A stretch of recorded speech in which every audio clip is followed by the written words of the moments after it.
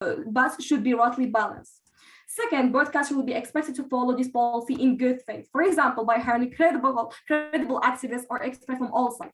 And thirdly, this must be done on all media platforms. For example, if the media outlet has a social media account, this policy must be followed on that platform as well. But dear panel, let's be clear what it's not about. This is not about excusing hate speech. Countries already have laws prohibiting this, and this is not in scope and with this policy. B, this is not about a factual misinformation.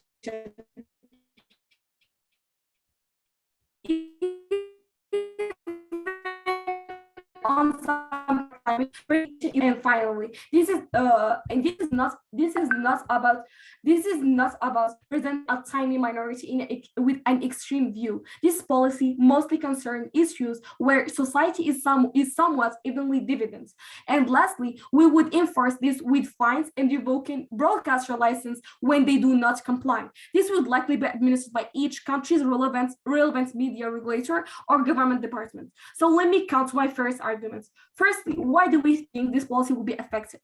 Firstly, as previously mentioned, we think our model provides significant incentive for broadcasters to comply with this policy in good faith and all relevant platforms. Secondly, many people would be persuaded by hearing an opposing argument to the view they might have previously been leaning towards to, or if they had yet make up their mind on an issue.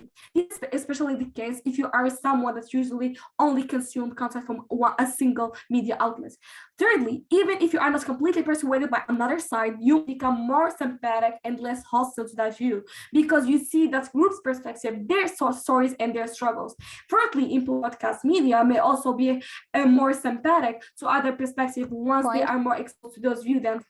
This means that's accepted. This means over time, they are less likely to be hostile to other opinions when they themselves present content. To sum up, it is important for people to learn other perspectives because they need to have informed view of the world to reduce polarization in our society and host purpose, like understanding each other's preferences and sympathize with this. A diverse society that accepts and others believe, not a strict, rigid one in which a changing perspective would result in extreme disagreements. Help citizens make important decisions without relying on their relative bias points of view. They are going to be able to free themselves from the ideas they were taught and forbidden to discuss. So now let's get to our second point. What then are the impacts of this policy? But before we can so, I will be taking this POI. So what do you think the role of broadcast news media was in the Capitol riots in the US? We are saying that we are implementing the fairness doctrine in the United States right now. I do not know what you are referring to in the United States in the past, but what we are saying is that the fairness doctrine, the law we are trying to implement, is going to be like giving opposing viewpoints on such public issues that have a public importance to expose both different viewpoints. So let's get to our second point. What are the impacts of this policy? To be clear, this is about saying a certain view is right or wrong. However, there are many benefits to individuals being more open to other political opinions. First, there will be less polarization in society. When people are less hostile to other political opinions, particularly on controversial matters, they are more likely to be kind and relate to one another in society. This often translates into the political sphere when politicians feel they can more easily work together to solve policy challenges. Second, people will understand their own political views better. Often we have a very narrow set of political opinions because that's what we've grown up with and been exposed to. Once we understand our interests better, we can better serve those interests. For example, by changing the political parties that we vote for. This is crucial to allow individuals to properly exercise their autonomy in the political process. Thirdly, society. Hearing different opinions means we know more facts about our society and different groups of people, which can serve us in a variety of ways. So our second argument is why this policy is largely justified. Opposition might say that this is an unjust restriction on broadcast media's capacity to operate. as they wish. Why this is not the case? So firstly, broadcast media has been afforded massive privileges by the state. Licenses that give media rights to operate, access to the airway, which is government infrastructure, and in many cases subsides. As a result, we believe there is a proportionate obligation to reciprocate via this policy. Secondly, media already operates under existing restrictions, as reflected in our models, such as not allowing hate speech, ensuring factual content, etc. This is a merely extension of this. Thirdly, we do not think it is a significant imposition. Realistically, controversial issues of public importance are not in the majority of issues, this will not take up the majority of airtime. Broadcasters can still cover what they want 95% of the time. Fourth, and lastly, regardless of the imposition, due to the necessity of this policy, we think its benefits more than outweighs any burden we place on broadcasters. So what have we done through our through this speech? We have clearly showed you our model and what the mechanism we are going to be working through. We are going to be obliging broadcaster to present controversial issues of public importance in a manner that fairly reflects different viewpoints. And if they do not accept that, we would enforce this with fines and revoking broadcaster license when they do not comply. This would likely be administered by each country's relevant media regulator or government department. We have clearly now explained our mechanism we are going to be working with and why this is effective in so many ways, benefiting the society, benefiting the citizens and everyone. So and this would also be making our society less polarized. People are going to be less hostile. They are going to be more informed about the society, more informed about the point of view, and more independent in the choices they make. And for all these reasons, we are proudly to propose.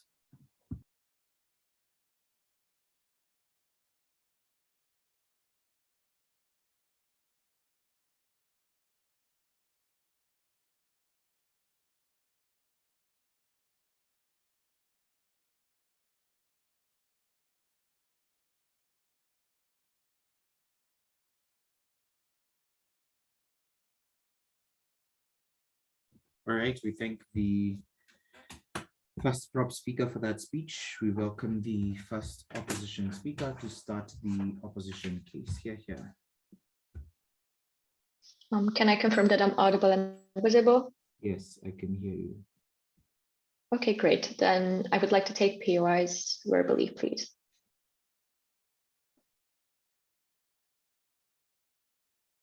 Panel, some ideologies are objectively better than others, and some truth is just subjective. There's no time to waste on pointless debate and the legitimization of objectively worse and harmful ideas.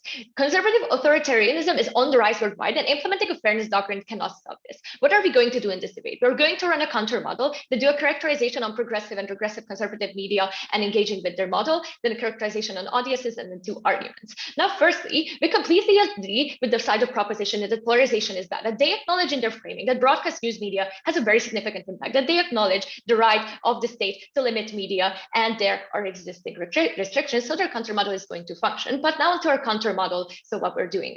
We establish a global media council composed of academics and professional experts who have an established record on advocating for progressive positions in our model and democracy, with the express mission of enforcing uniform progressive values like equality, equity, democracy, climate science, medical science in broadcast news media with significant audience reach. Now, the Global Media Council will adapt to national and regional characteristics like culture and religion to maximize the infusion of progressive ideas. So now we're going to engage with their model through other arguments, but firstly, let's give a direct rebuttal to their point about how good a lot of opinions is going to be good here, right? So firstly, we're going to characterize progressive media here. CNN, BBC, though comparatively to other news sources like Fox News are often characterized as progressive, they still often highlight different views and ask hard-hitting questions in all interviews. They do not, however, tolerate blatant discriminatory, hateful, or climate-denying rhetoric being stated on its platform without condemnation and correction. Now on regressive conservative media, panel, note how the main problems in the status quo generally are all stemming from regressive conservative ideologies and actions, as for instance, Prop characterizes how polarization is getting worse in the States. So now becoming more and more radical and using fear-mongering tactics, like exploiting things like immigration, multiculturalism, as well as concerns over gay rights and abortion is becoming way more prominent. And note how this effect of the regressive conservative media is literally worsening the quality of life for minorities. And some of these opinions are just simply harmful, but this is going to be later elaborated on in the second speech. Now to the characterization of audiences. We have said that some right-wing people are just not taken, are just full on racist or deniers. And these radicals are not likely to change their minds. And this debate is not about them because these impacts are just simply symmetrical. They can't change minds, can't change their mind on propositions either. So who we're talking about in this debate are the people who can change their minds. So now we won't see bigoted ideas about climate change or sexist and racist content in right-wing characterization. And note how they also say in their framing how this broadcast news media has an impact. But further characterizing these people, these are mostly elderly white people who are generally not online, right? Their primary source of information is still broadcast news media. Therefore, this has a unique influence in them. So once they trust that one source of media that is their favorite, they're going to continue watching it and believe what is said. This is why our mechanism works. So now to rebuttals. So regardless, let's engage with what they say. Firstly, they say that polarization is bad. We think that polarization is bad when there are multiple poles, right? Meaning that when two sides are strong and are actively fighting one another, that can lead to violence or hatred. And we propose to expressly weaken the bad pole, the aggressive right, to the point of insignificance by deplatforming them from broadcast media with significant audience reach. And this eliminates the impacts of polarization. But secondly, even if you believe that there's something wrong with portraying one ideology, we're literally on the brink of extinction because of climate change. There was just the COVID-19 pandemic, and we need to be on the same page. And every government and every person has to be on the same page. So now to their second point about how having more opinions is good. We think that this is not going to form a constructive debate on their side of the house. And this is not likely because the right wing has pushed its narrative so far that it does not need nor want to engage in debate. And this can be clearly seen by, for instance,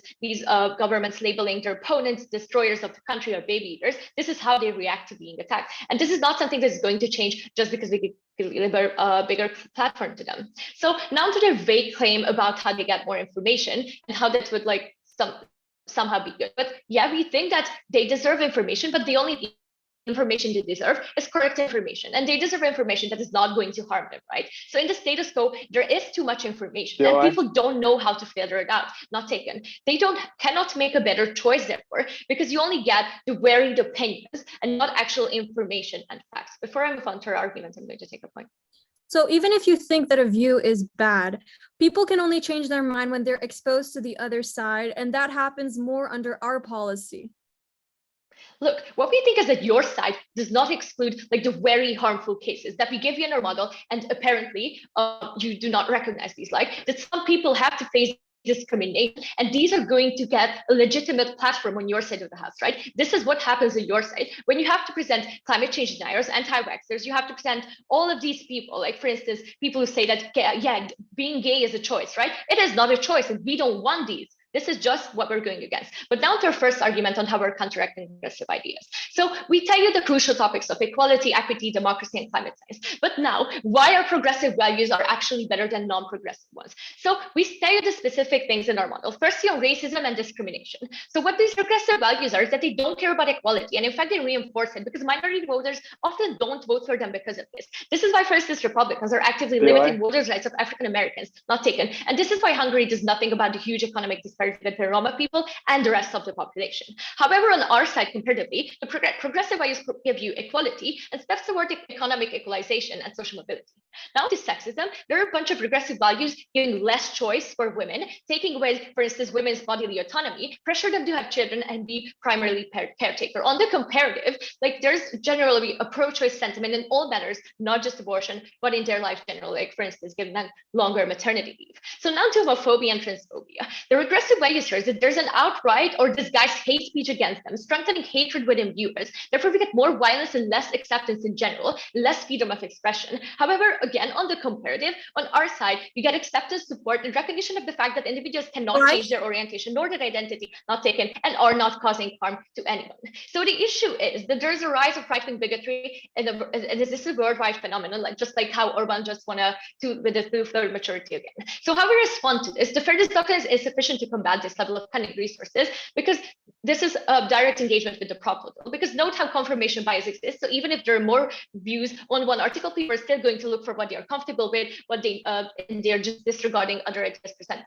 And this is the case unless we remove that they are unlikely to change their views. So the framing of the presented material is also going to better, because just because you have to represent the alternative view, it doesn't mean that you're going to do it in a more charitable manner. So now to the impacts. We get like a rollback the rise of the right wing. There will be no re-election of Republicans, because these are going to vote to that and push that on the long term. And this is why we get more action on, for instance, climate change and LGBTQ rights. But down to the second argument on how we're enabling global action in crisis. We're absolutely on the brink of a global catastrophe, and we cannot allow continued empowerment of politicians embracing denialism.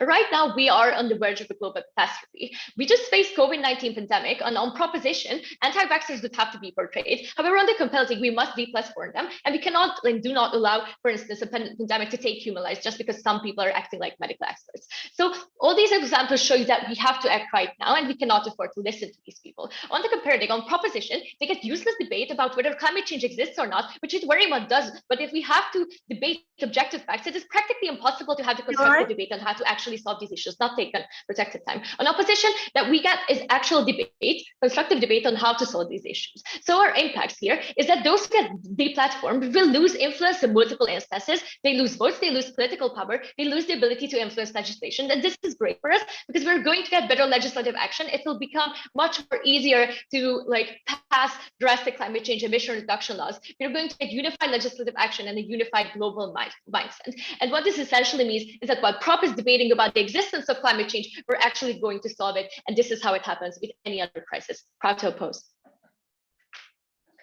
Pretty good.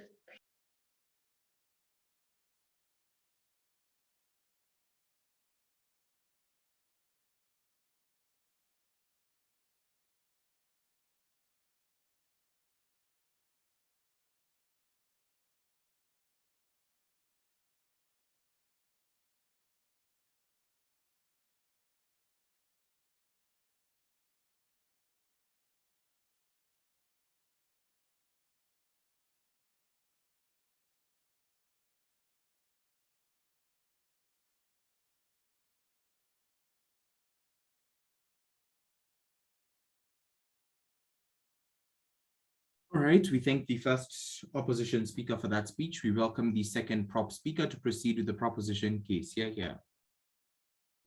Thank you very much. I would like my POIs to be spoken verbally. I will begin my speech in 3, 2, 1.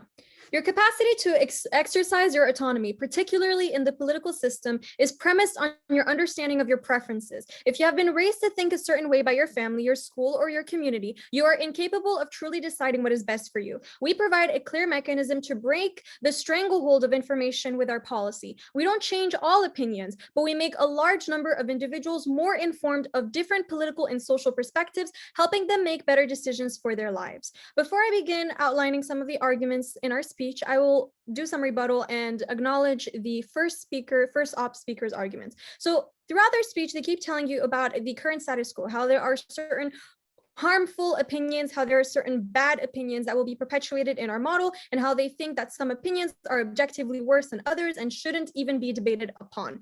How do we respond to this? Number one, we already preempted this in our model. We already told you that our policy does not apply to hate speech or misinformation. If a politician were to go on TV and start perpetuating racial discriminatory things, or were to start saying slurs or other things like that, that doesn't exist on our model because there exist laws already that are put in place to stop broadcast news media from allowing those things to happen. And so secondly, for everything else, we reject the notion that there is such a thing as a bad view. If we are talking about a controversial issue where significant parts of the population hold this view, then that's probably for a good reason that that view ought to be covered. And thirdly, even if you think that a view is bad, people can only change their mind when they are exposed to the other side, and that happens more under our policy. I'd like to acknowledge what they offered as a counter model. They kept telling you about a global media council who will have an established record on progressive on progressive, democratic ideas, uniform ideas, and that they'll quote unquote adapt to regional characteristics. Firstly, what do they mean by progressive democratic ideas? Because the definition of progressive largely depends on the context you're in. Progressive in the West is not the same thing as progressive in an Islamic country. Progressive in Europe does not mean the same thing as progressive in Morocco. For them to claim that they will be progressive and democratic uniformly is not, first off, well explained. Secondly, they don't provide a mechanism for which that will happen. And thirdly, they don't actually explain to you how that works. What does it look like for a news broadcasting media to perpetuate progressive uniformal ideas? And they also don't explain to you, how does this Global Media Council actually work? What will they be enforcing? How will they convince broadcast news media to actually completely erase all of their propaganda and all of their news information and to only have one uniformal opinion? What does that actually look like? Because at the end of the day, what they're going to be doing is they're going to be robbing people of the choice to make their own decisions. Instead of having the choice to hear both sides of the debate, instead of having the choice to actually listen to what the opposition is trying to say and what the proposition is trying to say and making a choice for myself, the opposition tells you, no, we don't give you a choice. We're imposing this quote unquote progressive uniformal idea on you, and you have to accept it regardless of what you think. They tell you that they impose this idea on you, and what this actually looks like in the real world is this looks like a lot of backlash, a lot of tension, because now Republicans, conservatives who regularly listen to their news covering media will discover that, oh, they don't have that news covering media anymore, that their news covering media are being forced to change their opinions and to impose this progressive idea. This looks like the millions of Republicans in the United States. This looks like the millions of conservatives in Europe. This looks like the hundreds of millions of conservatives in the Middle East and in Africa and in North Africa protesting because now their views are not being represented. They're being disenfranchised and they don't have their political views being properly given credit for. And they keep telling you that, there's an urgency for us to stop having discussion on whether climate exists and whether, LGBTQ plus people should be given rights, and we should just go ahead and, have a uniformal idea and just start making decisions. But the reality is that while this sounds great, the reality is that there are a lot of people don't agree with these views. And when you rob them of their views on TV, you only create more tension and you make people less willing to hear the other side's ideas because they feel like they're being imposed of you. They feel like they're being forced to listen. And they tell you again, no, thank you. They tell you again that our policy is not likely to work because media outlets will not, do a charitable way of, representing both ideas. We already provided significant incentives for media broadcasting to comply properly. We told you that media broadcasting news have the risk of losing their broadcasting license, that they have the risk of being, no longer sponsored by government, having their privileges removed from government. So there are significant incentives for broadcasting news media to actually comply with our policy. We also tell you that media outlets are likely to face significant critique if they don't comply properly, because if I am a Democrat watching television and I see that my view is not being represented accurately, I will be angry and there will be backlash. So there's significant incentive there. We also told you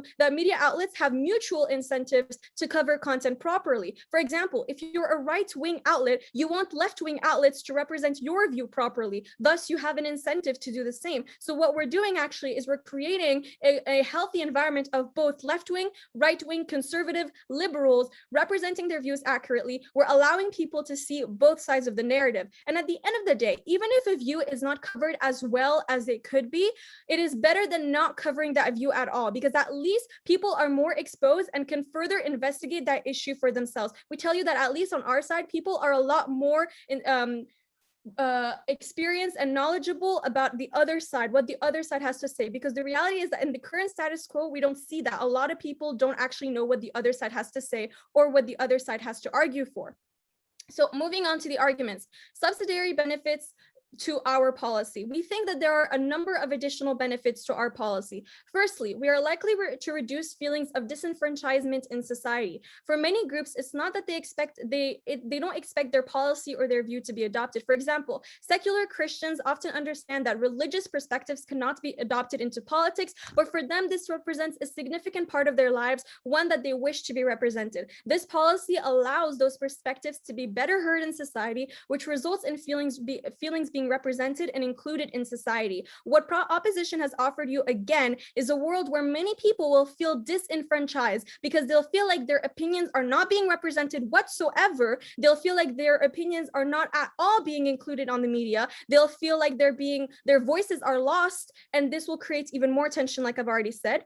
Secondly, what we think is an additional benefit on our side is we lessen the burden on political activists who sometimes work for little wage or recognition and face an uphill battle to be platformed and represented in the media. Now, instead of going out of their way to find opportunities to represent their issue or group in the media outlets have a greater incentive to seek out activists or experts to represent both or all sides of an issue. This makes their lives far easier, but it also ensures a degree of equity in the representation of activists and experts in the media. So not only do we benefit people, citizens who watch the media, who are now more knowledgeable about the other side, but we also help the political activists who are actually responsible for spreading those views. So let me do some weighing on this case. Why are our arguments the most important? Number one, we affect the largest number of people. Yes, there may be small groups of people that will backlash or be unpersuaded. However, the mass majority of people are reasonable and open to different perspectives. They are simply stuck in habits consuming the same media, or with time may not completely change their minds, but become more sympathetic to the other side. Number two, we provide people with more autonomy to make decisions in their lives. This is the most important consideration in the debate. Without complete information on certain issues, people are incapable of deciding what is best for them politically or otherwise. And finally, our arguments have the most certainty. It is highly speculative that people will backlash, and whilst we may not change all political opinions, it is a fairly low burden of proof to believe that a large number of people will simply be more sympathetic to another group or opinion, allowing for greater collaboration in the future. And for all these reasons, I proudly stand for proposition. Thank you very much.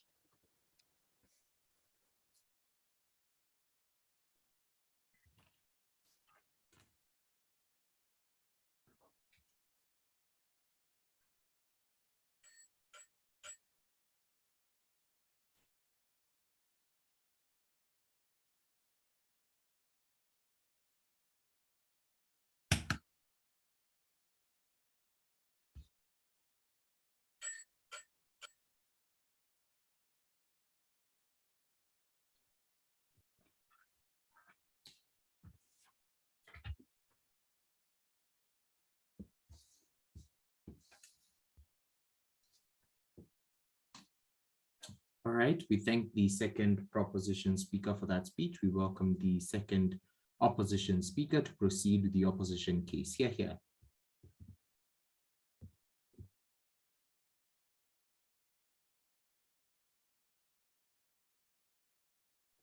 Okay, again, verbal PIs, please.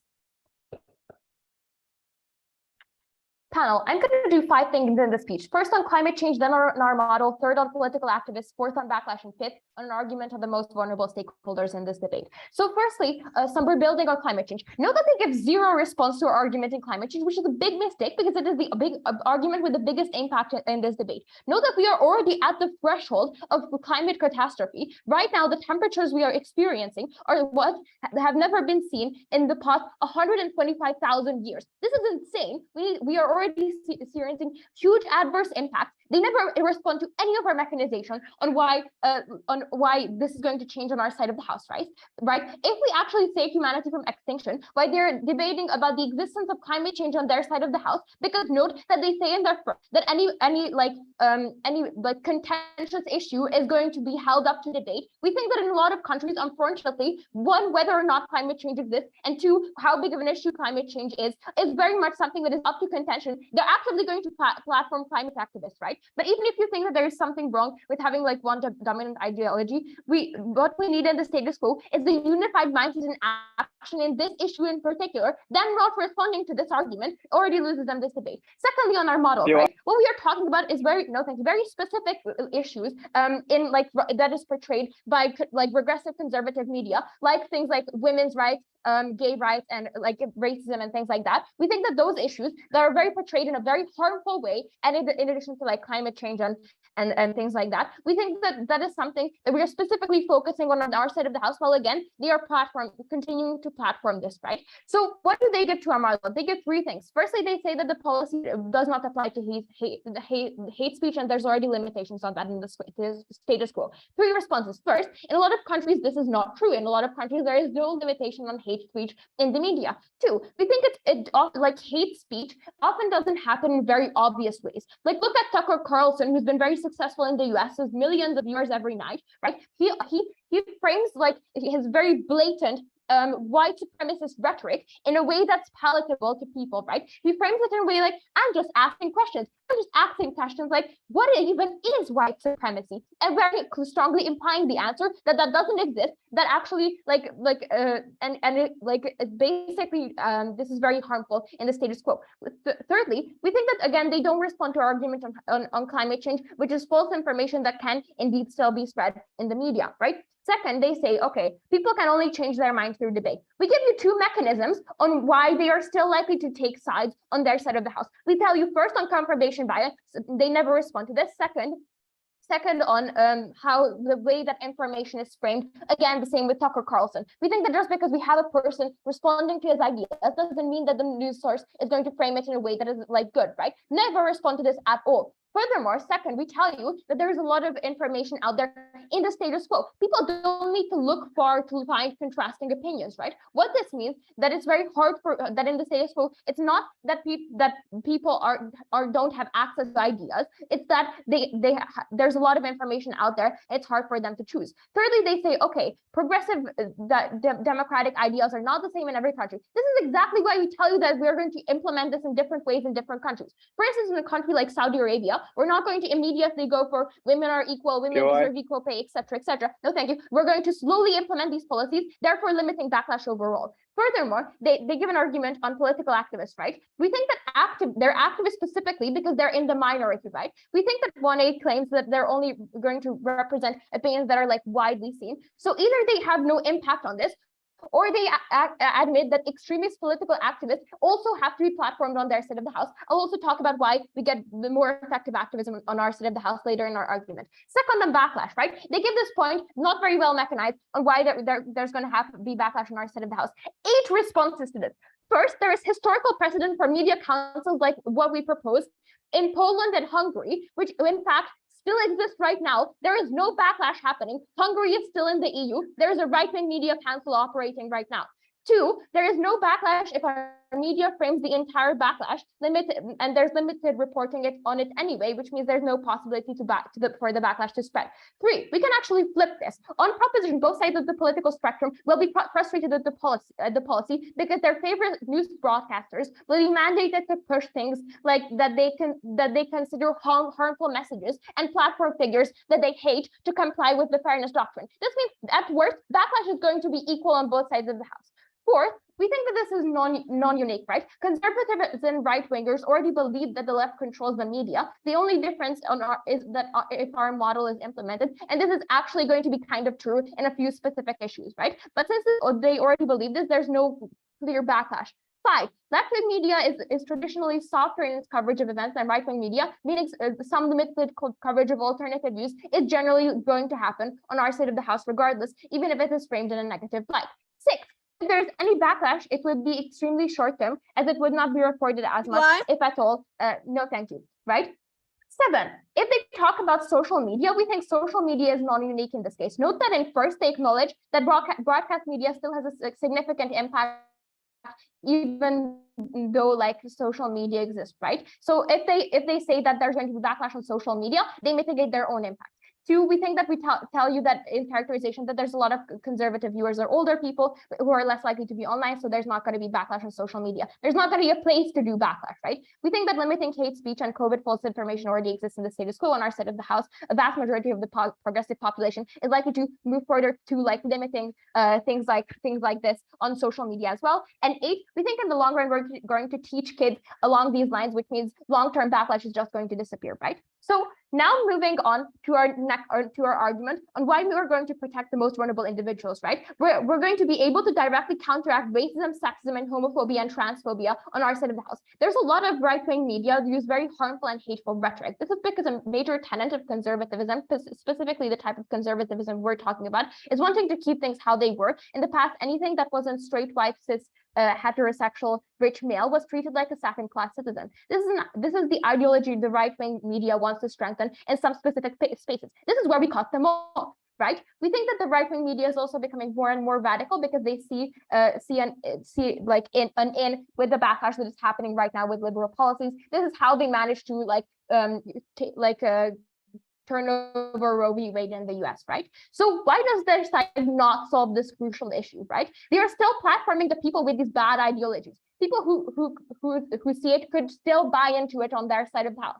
We think that it's made worse by the fact that it's legitimized by a trusted news source, right? Now you're seeing these kinds of ideas of CNN as well, and not just Fox News, right? We think that on the comparative is that they will only hear on our side of the house, they will only hear this one view. If they say that people are able to change their minds, they're much more likely to do that on our side of the house where they're right, if that is the only view that they're hearing from the news site that they have previously trusted. So, right? So how do we solve this? We wipe this rhetoric off the face of the earth, and even if some people believe it, they cannot spread it, right? And a large portion of the population is going to get convinced, right? And this is how we get legislation on our side of the house. If more and more of the population get convinced, they're so quickly going to replace the politicians that are actively harming other people. They're going to get better policies for these vulnerable people. They're going to get better policies for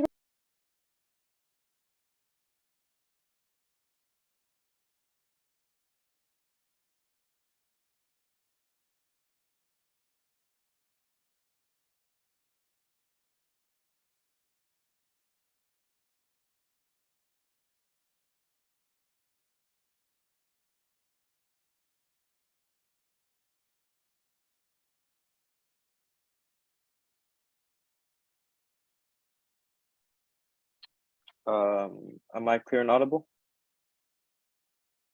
All right. Please wait. Hold, please. Oh, sorry. All right.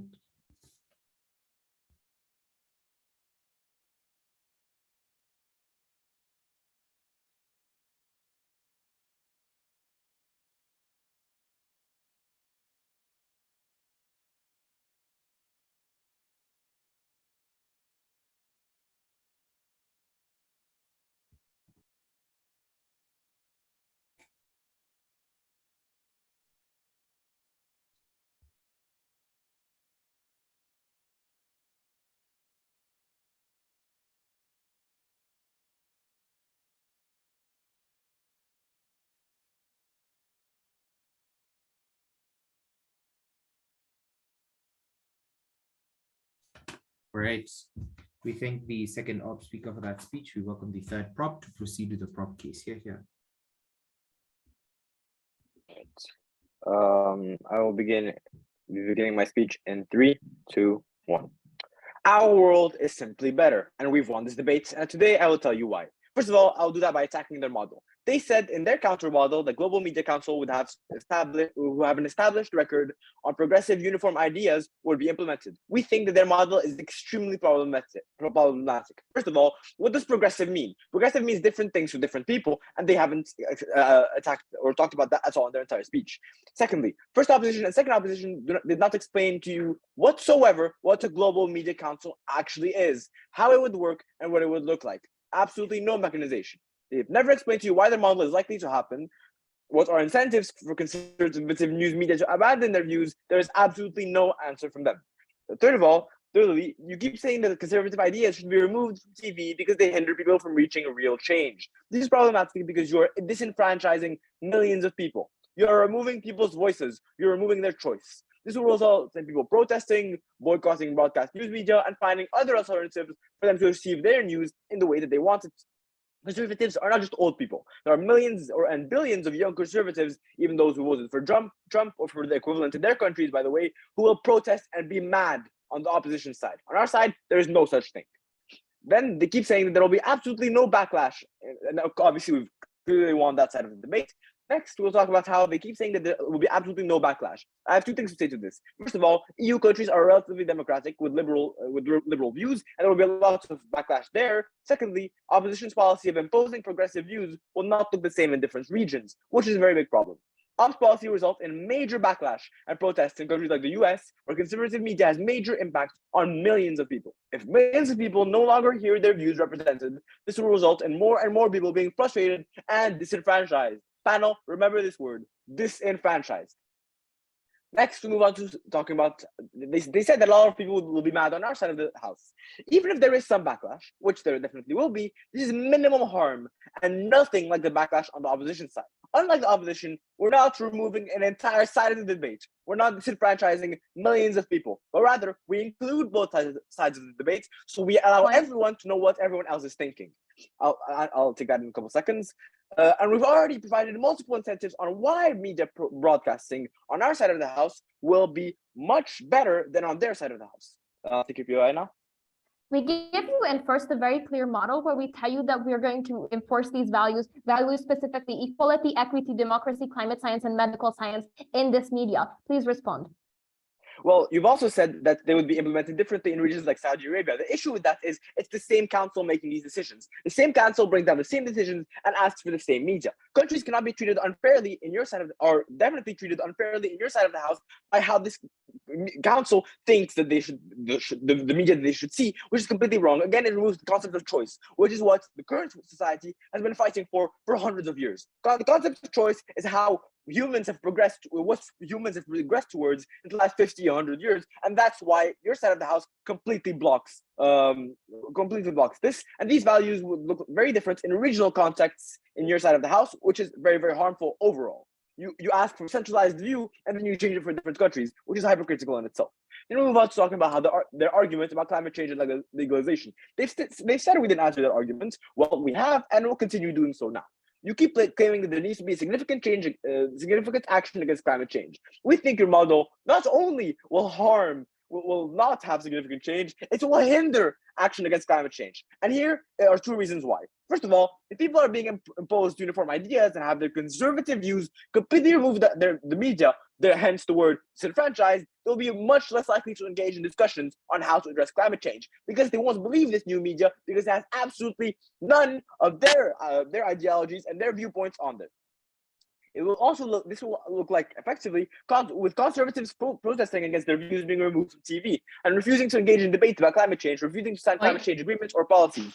Not now. This looks like conservatives and Republicans actively not listening to this media because their sides are not represented anymore, which is very, very harmful. And that's their side of the house. Our side of the house allows everyone to see everyone's opinions with equality, which they claim to have, but in fact, an actual reason, they will have none.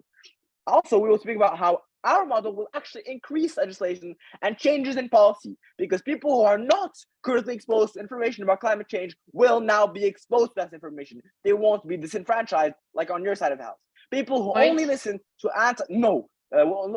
anti-climate views will be persuaded into hearing the other side, which might, in the best case scenario, change their views in support of climate change, and in the absolute worst case scenario, make them more sympathetic to the other side's opinion because for the first time in their lives, they are actually exposed to it. There will be much more collaboration and unity on our side of the house, which they cannot claim to have.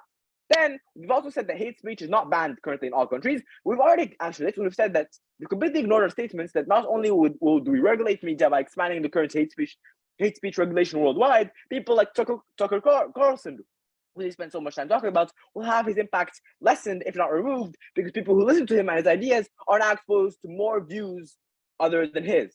Then we move on to the clash of how some views are simply bad and shouldn't be covered. They spent an entire speech talking about that. Well, we simply answer you with three major points. First, we've already preempted this in our model. This policy does not apply to hate speech and misinformation, like with climate change deniers. Second, for everything else, we reject the notion that there is a thing such as a bad view. If we're talking about a controversial issue where significant parts of the population hold this view, then that's probably for a good reason, and that view has to be covered. Third, even if you believe that a view is bad, people can only change their mind if they're exposed to the other side. That happens under our policy and absolutely not under yours. Then finally, we move on to another clash. This won't work. That's what they've said. There are too many other influences on people's lives, and people used to certain views will not be confused. They will not have their ideas changed by this media. Well, we have three answers to that. First, we've already talked about this in our model. We extend this policy to media outlets operating on social media too, so even those that are only taking their news from social media get this balanced outlook on things. Second, that's fine. We don't claim to change the minds of everyone, but even if a significant part of the population reconsiders their positions or even slightly more sympathetic to other views, all this does is stop or lessen hostility, and that is a very, very big victory for us. Third of all, you're simply stating what we two have said.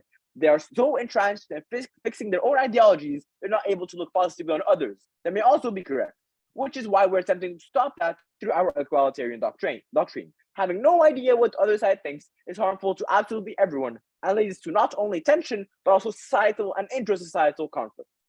Their side of the house does one thing.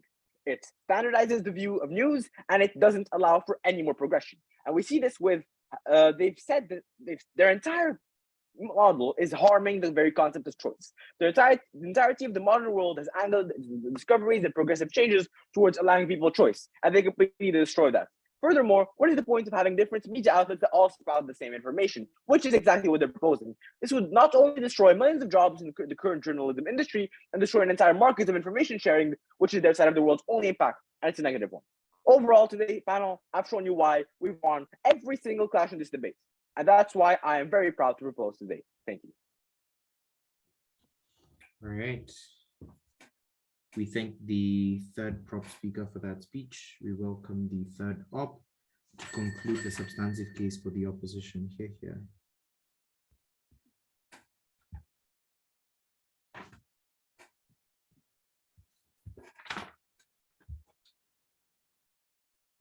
Okay, just to confirm, am I audible and visible? Yes, you are. Yes. Okay, thank you. I would like POIs verbally because I want to be looking at the chat. And my speech will start in 3, 2, 1. Panel, now we can agree to disagree, but not when it comes to human rights, climate change, or like global pandemic solutions.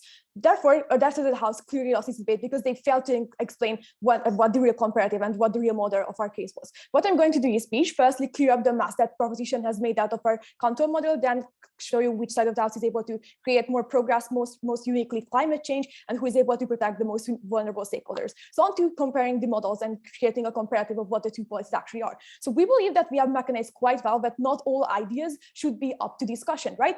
The only response that we got from the side of the proposition is that, oh, they're already banning hate speech, so it's not in part of the debate. What we have explained to you from the very first speech is that, no, these people, the regressive conservative side, are not outright saying racial slurs, or not outright claiming that all women should kill themselves. They're doing it in a very disguised way, in a very subtle way, so that it still gets through the message. They still perpetuate all the stereotypes and all the bad ideas, but they still cannot be removed from hate speech. That is what they have to deal with. That is what they have to defend on that side of the House when they give platform to these people. Second of all, then we tell you that there are some majorly controversial issues such as climate change or gender equality, which there are a legitimate opposition to the claims, which is actually an objective fact, right? Climate change does exist. It's an objective fact, but there is a very, very large population part who is actually believing that climate change does not exist. So under their model, they would still have to platform them. So they cannot just say that they preemptively exclude all of the harmful narratives of the debate. They have to accept that and have to deal with that on that side of the House. They tell you that this is going to give them legitimization because they are now putting them onto actual established legitimate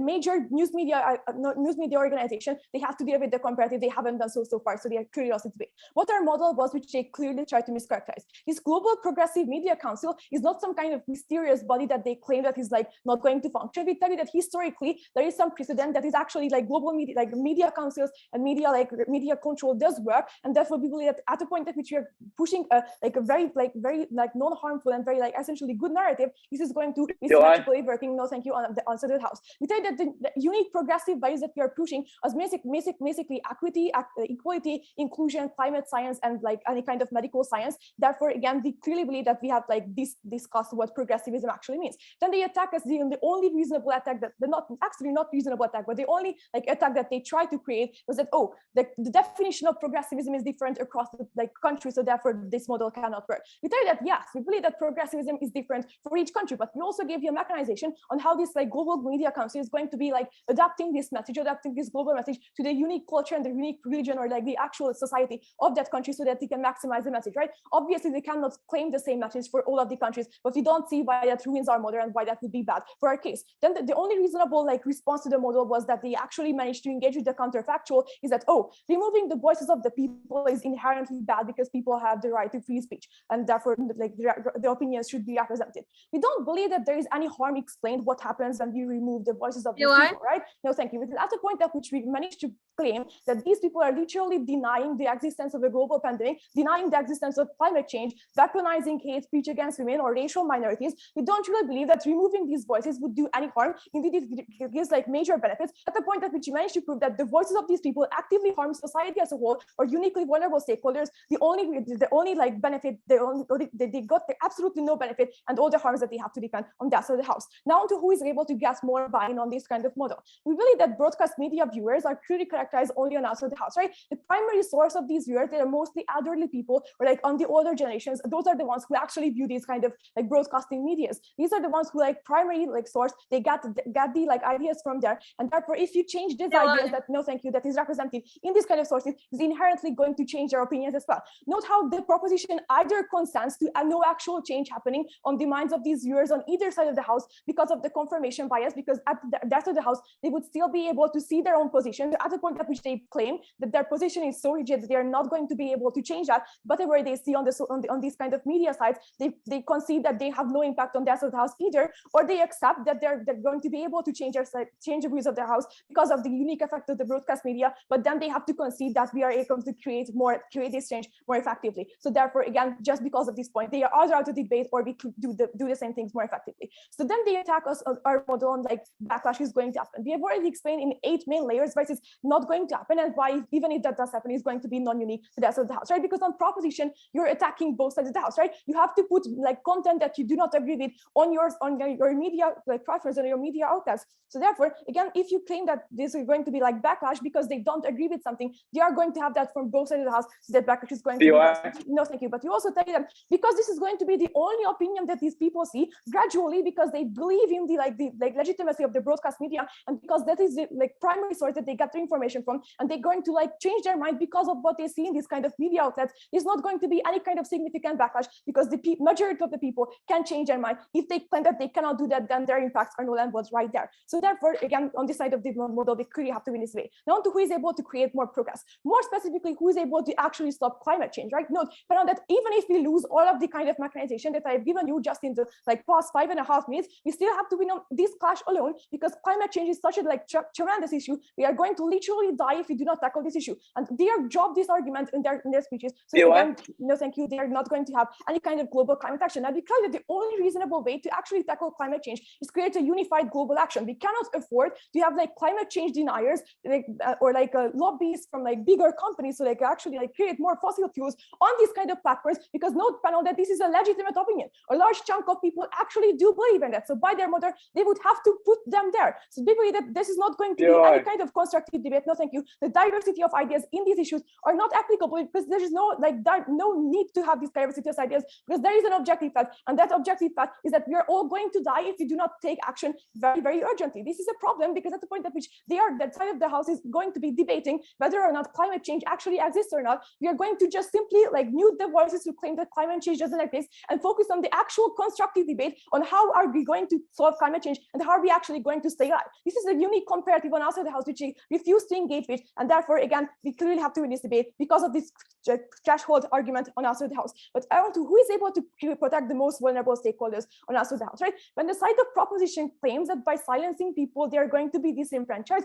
we have to ask this very important question: who is actually disenfranchised in this debate, right? We don't really believe that the conservative white people who watch Tucker Carlson and like actively oppress like racial minorities or like gender minorities are going to be the one who we have to claim as disenfranchised. What we believe is the unique stakeholder, the most vulnerable people who are actually disenfranchised and who are we actually protect protecting on outside the house are people who are currently experiencing homophobia, sexism, racism, or like any kind of implication because of the anti-science behavior of these kind of like conservative people. There is, as it's already recognized, these are coming from very subtle ways, so they cannot just rule out by saying that no hate speech is going to happen on the outside of the house. We believe that this is very important because at the point at which we silence these people, we actively silence their hate speech, like this guy's hate speech and their sexism and racism. At the point at which this happens, there's going to be a large cultural shift in the minds of people, because again, the only thing that they can see is this kind of narrative on outside the house, right? When they tell you that the only way people can change their mind is they see the other side of the argument, we tell that this is completely true, right? But at the point at which you're already progressive and liberal, we don't really want you to see the other side of the argument and change your mind to being regressive. What we want to change their mind is uniquely the regressive conservative group, and we are going to do that more effectively because they are only going to see the other side of the argument. They're only going to see that homophobia and sexism and racism is not okay, and they're only going to see that climate change actually does exist and we need urgent action on that point. So we are more effectively able to change the mind of these people. We are more effectively able to combat climate change and protect the most vulnerable. So proud to oppose. Thank you.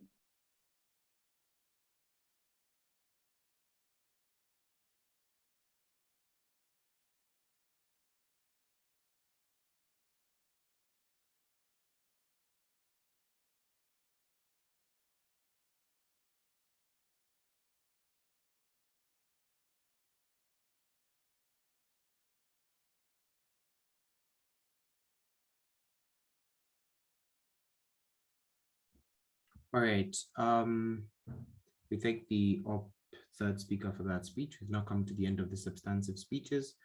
We welcome the reply to conclude the case. Here.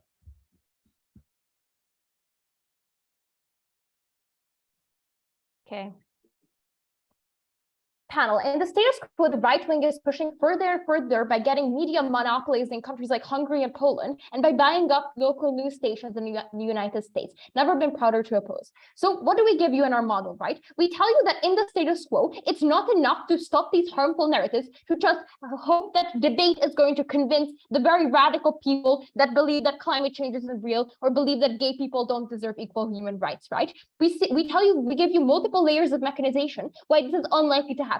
We tell you first about confirmation bias, how people are still likely to believe what they believe, even though as long as they see their own opinion, regardless of seeing another one, right? We also tell you how often these views on, for instance, Fox News, these opposing views on Fox News are likely to still be framed in a way where they are ultimately discredited, right? And don't get a lot of change on their side of the house. What do we achieve, however? We tell you about the huge impact of climate change, right? The world has already heated up around 1.2 Celsius on average since the pre-industrial era. The last time it was hotter was at least 125,000 years ago, while the atmosphere has more heat-trapping carbon inside than any time in the past 2 million years. This is insane. We think that even in the past year, there have been hundreds of thousands of deaths, both of humans and animals and everything, that have resulted because of climate change. Note that they never contest the severity of the situation. They never do that. And yet somehow they believe that having a debate on whether climate change is real or not